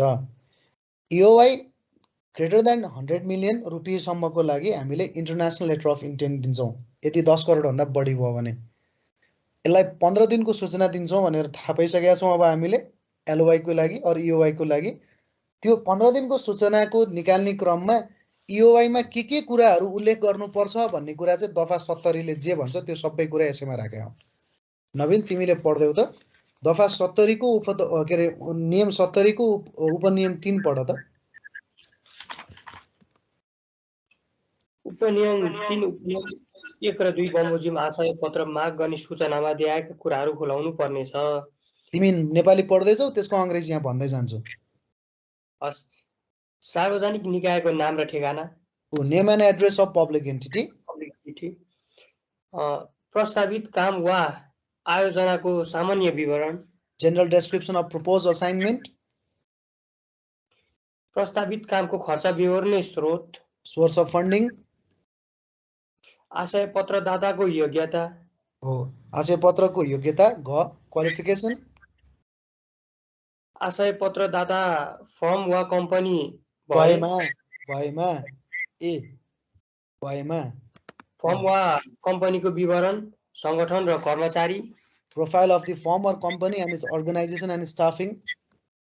2 वा 2 भन्दा बढी फर्म वा कम्पनीले समूह, संगठन वा संयुक्त उपक्रमको रूपमा परामर्श सेवा दिने भए त्यस्ता फर्म वा कम्पनीको नाम, ठेगाना विवरण तथा मुख्य भई काम गर्ने फर्म वा कम्पनीको नाम। एक्ज्याक्टली। यदि 2 वा 2 भन्दा बढी कम्पनी या फर्म हुन्छ भने त्यसको जोइन्ट भेन्चर हुँदाखेरि पनि मेन कम्पनी या लिड पार्टनर कुन हो त? लिड पार्टनरको बारेमा 3 विगत 7 वर्षमा सम्पन्न गरेको समान प्रकृतिको काम र स्थानको विवरण। Very good. यहाँ चाहिँ मैले आफूले बिगारेर रहेछु, अपडेट नगरिकन बसेको। यहाँ पहिला 7-5 लेखेर रहेछु मैले। विगत कति 7 इयर्स एन्ड देयर कहाँ काम गरेको त्यसको लोकेसन्स हो विवरण भने त्यही हो।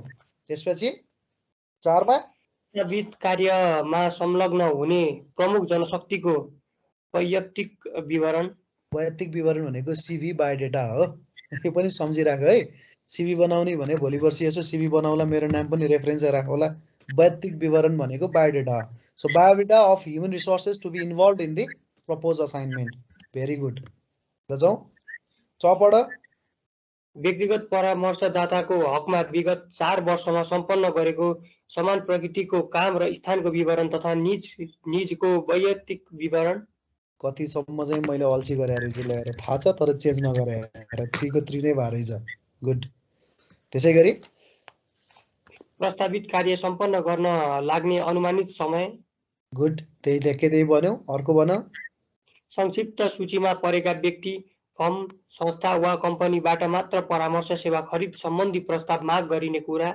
एक्ज्याक्टली, सूचनामै लेख्नुपर्ने रहेछ। इओआईमै जो सर्टलिस्ट हुन्छ त्यसको मात्रै म आरएफपी माग्छु है, अरूसँग माग्दिनँ भन्ने कुरा क्लियरली भनिदिनु पर्ने रहेछ। त्यसपछि 6 मा आशय पत्रदाताले पेश गर्नुपर्ने कागजातहरू। अन्य केही डकुमेन्ट्सहरू छन् भने। त्यसै गरी 9 मा आशय पत्र तयार गर्ने निर्देशन र आशय पत्र पेश गर्ने अन्तिम मिति तथा स्थान। एक्ज्याक्टली, एलओआई अथवा इओआई कहिले कसरी प्रिपेयर गर्ने र कहिलेसम्म डेडलाइन भित्र बुझाउनु पर्ने। त्यसै गरी सार्वजनिक निकायसँग सम्पर्क गर्ने ठेगाना र सम्पर्क व्यक्ति। Exactly, contact address of public entity and contact person. So यहाँ लेखेका स्लाइडमा भएको कुरा मैले यहाँ मेरो आफ्नो व्यक्तिगत कुरा लेख्या होइन रहेछ नि। कुरा क्लियर छ?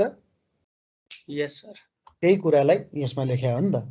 सो इओआई गर्दाखेरि के कुराहरू राख्नुपर्छ भन्ने कुरा ऐन नियमावलीमा जे व्यवस्था छ त्यही व्यवस्थालाई हामीले पढाउने। मैले फरक कुरा त पढाउन मिलेन। सो त्यही नियमावलीको कुरालाई अहिले नवीनले पढेको चाहिँ नियम 70 को उपनियम 3 भित्रका कुराहरू जम्मै परे। अर्थात् नियम 70 को उपनियम 3 भन्दा कुराहरू चाहिँ हामीले योभन्दा तलबाट पढ्यौँ, तर योभन्दा माथि 10 लाखसम्मका कुरा अन्तर्राष्ट्रिय स्तरको माग्नुपर्छ भन्ने कुरा चाहिँ नियम 70 को उपनियम 1, 2 र 2 क मा पहिल्यै छ है। अब त्यसपछि योभन्दा फर्दर मैले पढिराख्नु परेन, नवीनले नि पढ्नु परेन। अब हामीले सिधै चाहिँ त्यो नियमको 4 मा पनि लेखेका कुराहरू, 5 का कुराहरू, ती सबै कुराहरू चाहिँ यसमै लेखेका कुराहरू हो। ल हेरौँ एकचोटि नियम चाहिँ 4 लाई पनि पढ र 5 लाई पनि पढ त। नियम 4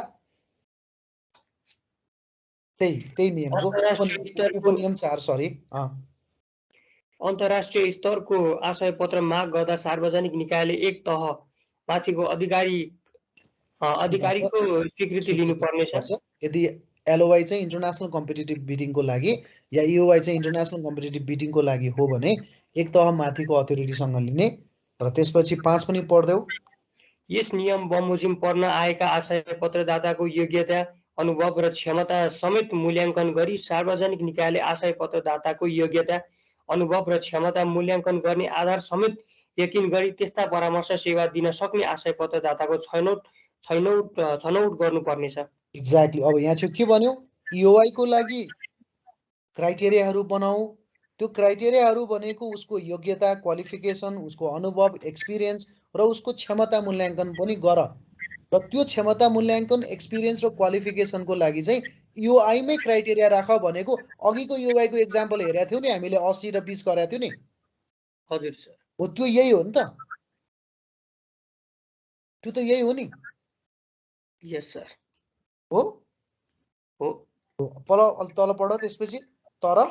तर स्वीकृति मूल्याङ्कनका आधारहरू आशय पत्र दाखिला भइसकेपछि परिवर्तन गरी मूल्याङ्कन गर्न सकिने छैन। एक्ज्याक्टली, त्यही भएर इओआईमै हामीले पहिल्यै भनिदिनु पर्यो, तिमीलाई यसको लागि यति मार्क्स, यसको लागि यति मार्क्स, यसको लागि यति मार्क्स, तिमीले पुरामा यति मार्क्स ल्याउनु पर्छ पास हुनलाई इओआईमा पास हुनलाई। अर्थात् सर्ट लिस्टेड हुनको लागि तिमीले यति मार्क्स ल्याउनु पर्छ भन्देऊ। तर लेख्ने एउटा कुरा, मूल्याङ्कन अर्को विधिबाट गर्न पाइँदैन। त्यो उनीहरूले पहिल्यै भन्नुपर्छ भन्ने कुरा हिजोको डिस्कसनमा पनि आएको थियो कि थिएन? हो, यही चिज हो। ल त्यसै गरी 6 को नियमको उपनियम 6 को यही कुरा हो, यसमा लेख्नै परेन। त्यसै गरी अझै जाऊ, माथि जाऊ, 7 नम्बरको पढ त। यहाँ कस्तो गजबको चिज कुरा लेखा छ। उपनियम 1 बमोजिमको सूचना बमोजिम आशय पत्र पेश नगर्ने ख्याति प्राप्त परामर्शदातासँग सम्पर्क गरी निजको नाम संक्षिप्त सूचीमा समावेश गर्न सकिनेछ। भनेको यदि पर्टिकुलरली एकदमै रिनाउन्ड कन्सल्ट्यान्ट छ जुन काम गर्नको लागि, त्यो कन्सल्ट्यान्टले चाहिँ एलओआई अथवा इओआईमा चाहिँ उसले हालेन भने पनि उसलाई चाहिँ डाइरेक्टली सर्टलिस्ट गर्न पनि सकिन्छ भनेर भनेको छ। हेर त, रिनाउन्ड कन्सल्टिङ फर्महरू छ, त्यो काम गर्नलाई चाहिँ एकदम ख्याति प्राप्त गरेको कन्सल्टिङ फर्महरू छ भने उनीहरूले त्यो 15 दिनको सूचनामा इओआई हालेन भने पनि उसलाई चाहिँ संक्षिप्त सूचीमा चाहिँ डाइरेक्टली सूचीकृत गर्न सकिन्छ भनेर भनेको। कम्पिटिसन बढ्छ नि त त्यसो भयो भने, होइन र? हो सर। हो, ल पढ त्यसै गरी 8 पढ। यस नियम बमोजिम आशय पत्रदाताको छनौट गर्दा वा उपनियम 7 बमोजिम नाम समावेश गर्दा कम्तीमा 3 वटा आशय पत्रदाता छनौट हुन नसके सार्वजनिक निकायले पुनः सूचना प्रकाशन गरी आशय पत्र माग गर्नुपर्नेछ। एक्ज्याक्टली। EOI मा सर्टलिस्ट हुनको लागि एटलिस्ट कतिवटा कन्सल्टेन्ट चाहियो हामीलाई? एउटा 3 to 3वटा है। अब 3 वा 3 देखि 6 भनेको थिएँ, त्यो 3 to 6 भन्नलाई चाहिँ मैले RFP सँग जोडेर मात्रै भने हो। सो रिक्वायर्ड एटलिस्ट 3 हो भन्ने कुरा बुझ्नु पर्यो है। 9 पढ। 9 उपनियम 8 बमोजिमको दोस्रो पटक सूचना प्रकाशन गर्दा पनि कम्तीमा 3 वटा आशय पत्र छनौट हुन नसकेमा छनौट भएका जति आशय पत्रदाताको मात्र सूची कायम गर्न सकिनेछ। ओके, पहिलो सूचना 15 दिनको निकाल्दा चाहिँ 3टा सर्टलिस्ट हुनै पर्यो। भएन भने तिमीले रिसूचना निकाल्नु पर्यो।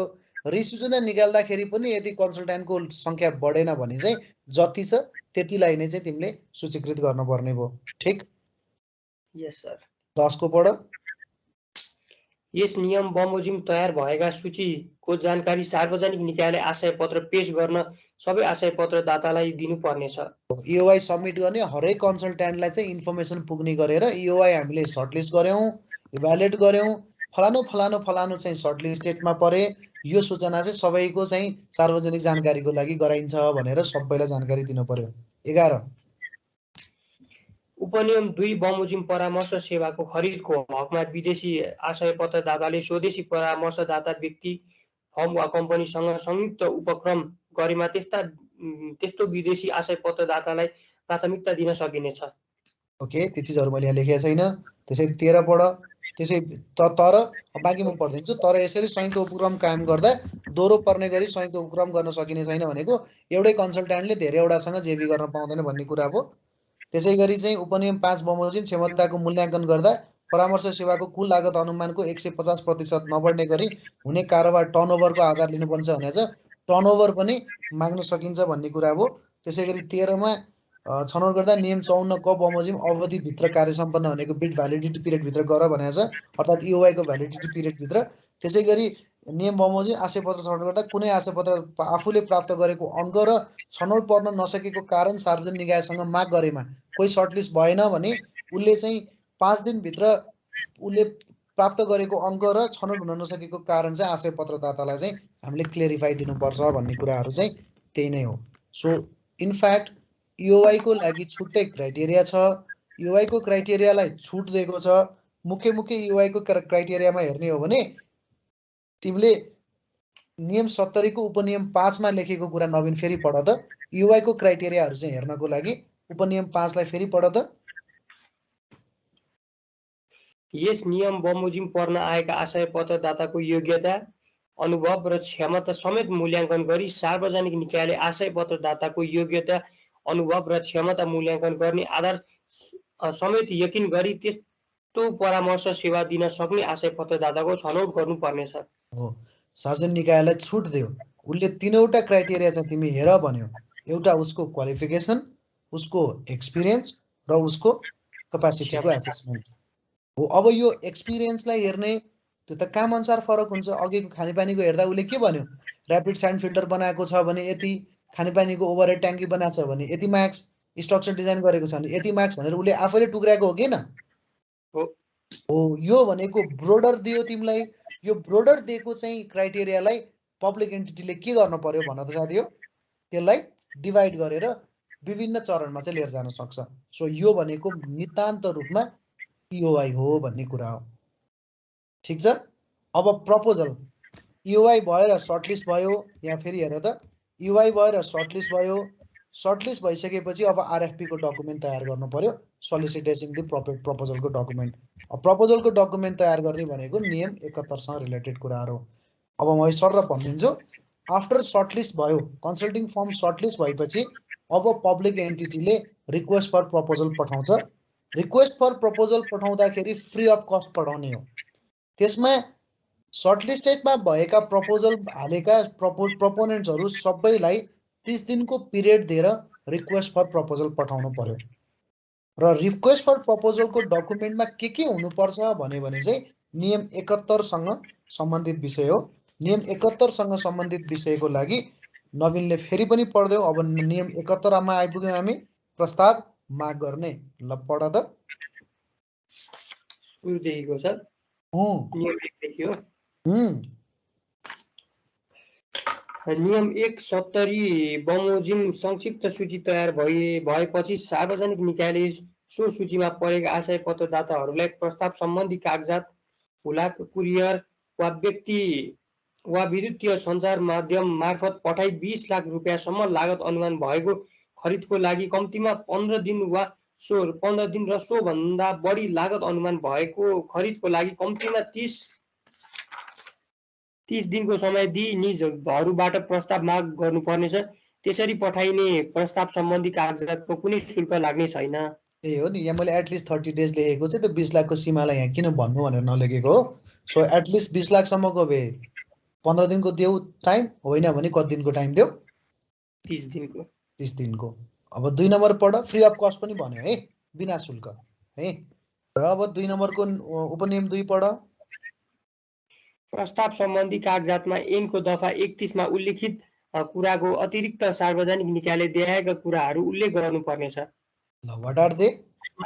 कमा प्रस्ताव मागपत्र, खमा प्रस्तावदाताले प्रस्ताव गरेको प्रमुख जनशक्तिले आफ्नो हालसालैको वैयक्तिक विवरण सत्य र पूर्ण रहेका कुरा प्रमाणित गरेको हुनुपर्ने व्यवहार। ठीक छ। प्राविधिक प्रस्ताव मूल्याङ्कन गरेपछि मात्र आर्थिक प्रस्ताव खोलिने कुरा। प्राविधिक प्रस्तावमा प्रस्तावदाताले प्राप्त गर्नुपर्ने उत्तीर्ण अङ्क। ओके। प्रस्तावदाताले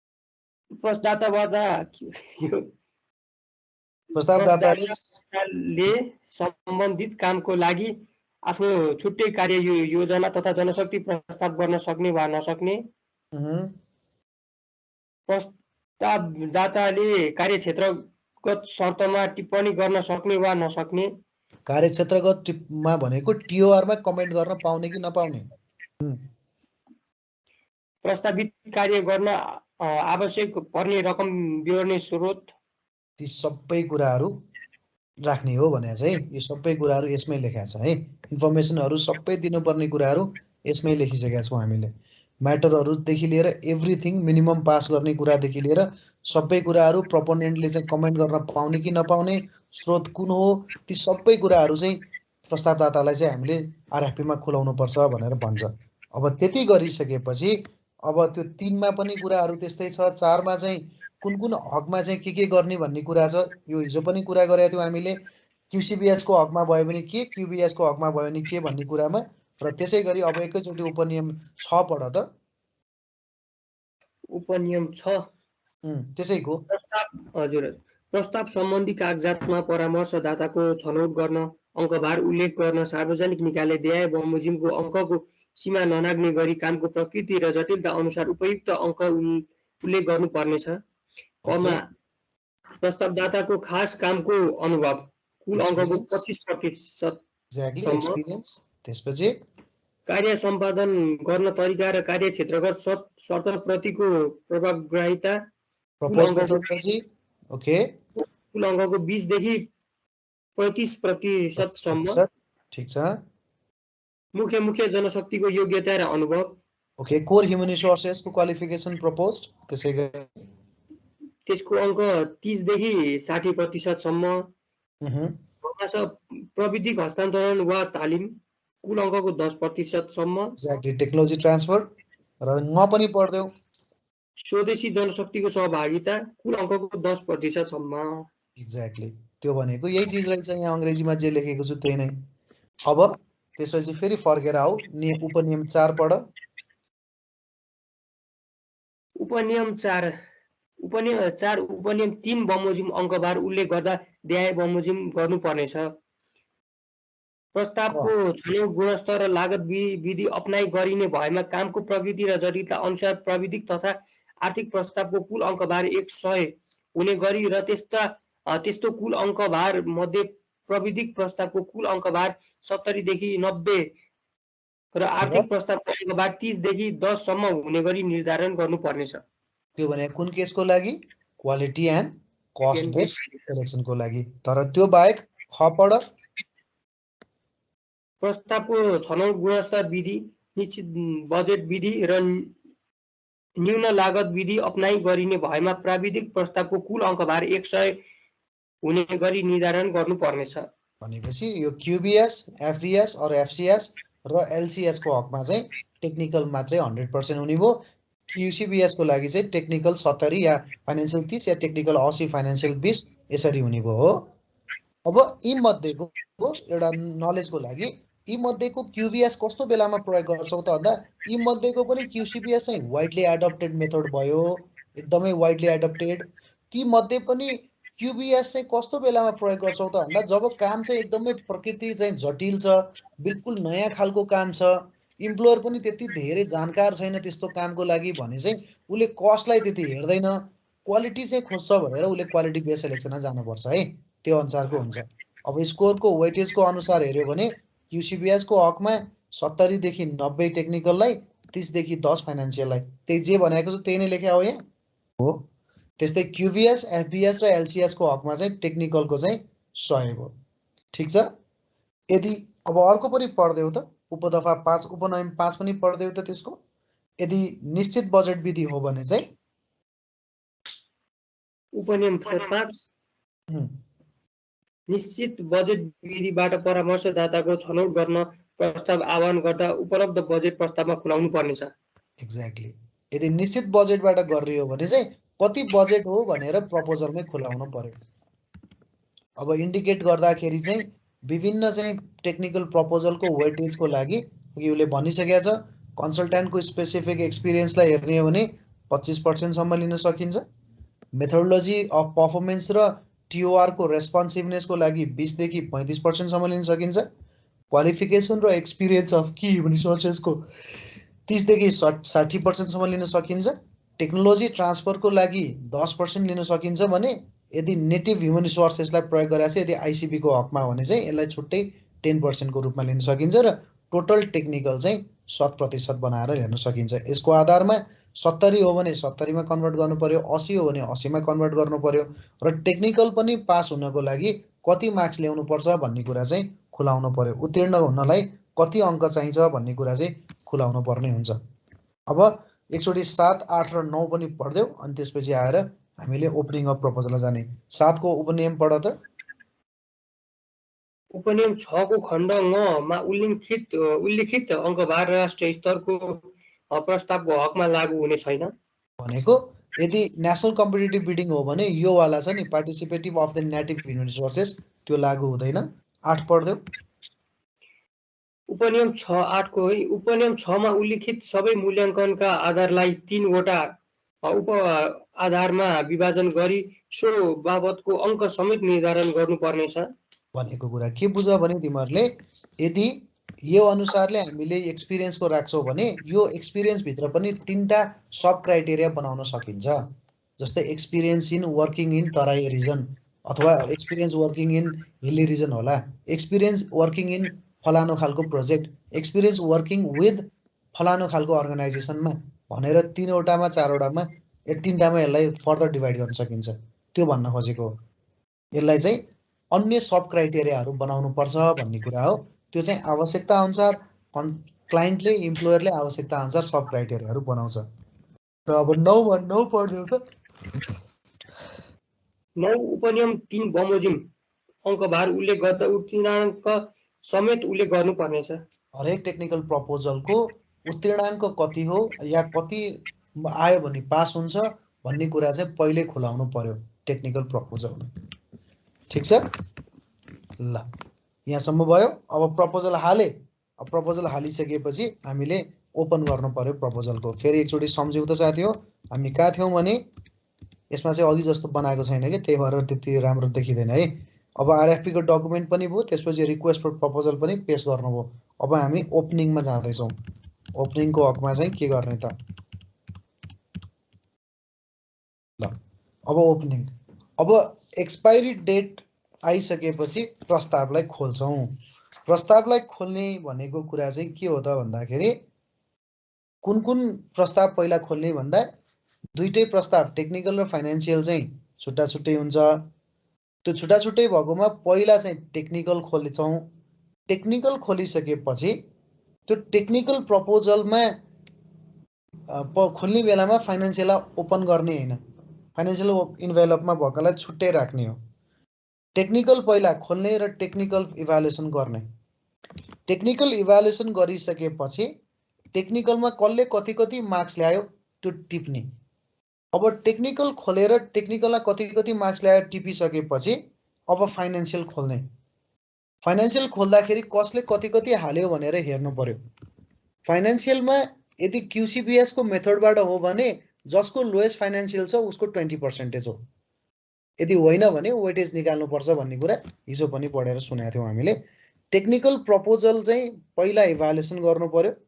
इभ्यालुएसन गर्दाखेरि टेक्निकल्ली मागेका क्राइटेरिया अनुसारको के कुराहरू भेटेको छ त्यो सबै कुराहरू चाहिँ टेक्निकलको प्रपोजलको इभ्यालुएसनमा हेर्नु पर्यो। टेक्निकल इभ्यालुएसन पछि रिपोर्ट तयार गर्नु पर्यो।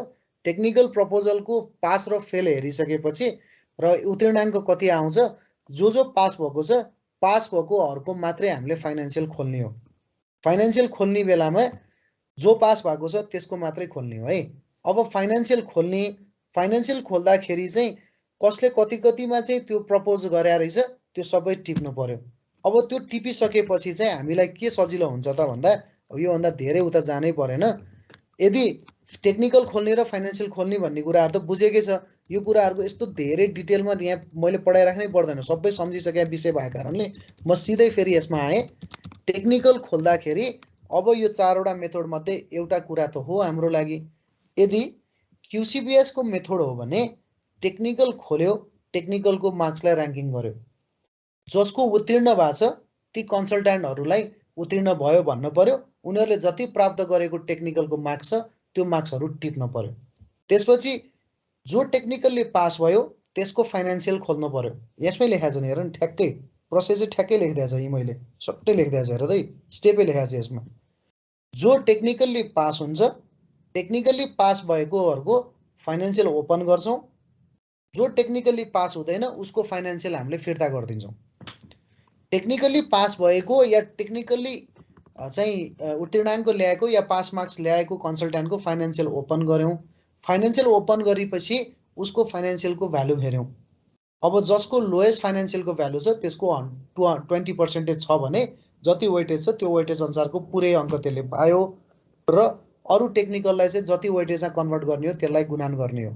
त्यसपछि आएर हिजो हामीले जुन चाहिँ एउटा नमुना हिसाब गरेका थियौँ नि ढाँचा भनेको चाहिँ तिम्रो 81 को चाहिँ ढाँचा होइन त, हिजोको 81 को ढाँचा हेरे होइन त हामीले, हो कि होइन? 81 को ढाँचा तीनवटा चाहिँ कन्सल्टेन्सीको बारेमा हेरेको थियौँ नि हामीले होइन? यस सर। हो, त्यो भनेको यही प्रपोज, यही कुरा बुझाउन खोजेँ हो मैले। त्यो भनेको त्यसको आधारमा लिनेलाई QCBS भयो। यदि होइन हाम्रो QBSमा छ भने हामीले टेक्निकल खोल्यौँ र पास गऱ्यौँ। उत्तीर्ण भएको टेक्निकलहरू मध्येको सबैभन्दा राम्रो टेक्निकल प्रपोजललाई उसलाई नै सेलेक्सन गर्ने, उसको बिड प्राइस जति भए पनि त्यो भनेको QBS हो। यदि टेक्निकल खोल्यौँ र फाइनान्शियल पनि खोल्यौँ, फाइनान्शियलमा सबैभन्दा सस्तो जसको टेक्निकल पास भएको छ भने त्यसलाई दियौँ, त्यो प्रोसेस LCS हो। FCमा यदि हामीसँग कस्ट फिक्स छ, टेक्निकल खोल्दै गर्दाखेरि सबैभन्दा हाइएस्ट टेक्निकलको चाहिँ मार्क्स जसले ल्याउँछ त्यसलाई अवार्ड गर्ने भनेको FC हो। त्यही विषय भनेको अहिले योभन्दा पछाडिको बुझ्ने हो।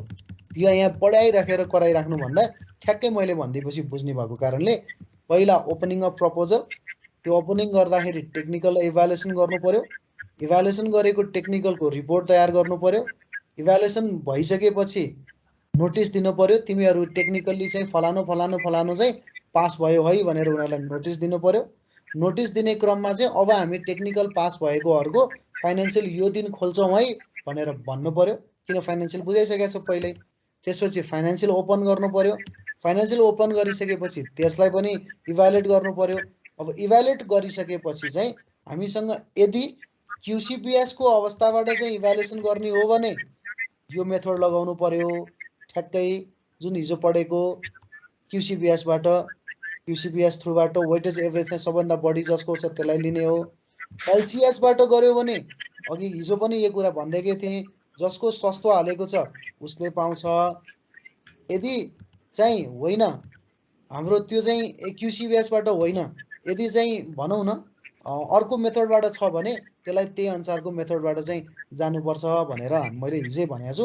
यही कुरा यसमा लेखेको हो साथी हो, यसमा कुनै चाहिँ नयाँ चिज मैले लेखेको छैन है। हिजोको अनुसारले फेरि सबै साथीहरूलाई भनौँ त, फेरि एकचोटि म बताइदिन्छु। पेज नम्बर 172 फेरि सबैले पल्टाउनु त साथी हो। पल्टाइयो सर। ल हिजोको कुरालाई फेरि दोहोऱ्याउँछु। क्युसिबिएसबाट कुन कन्सल्टेन्टले पायो? कले पायो? एले पायो, कले पाउँछ। यदि क्युबिएसबाट हो भने कसले पाउँछ?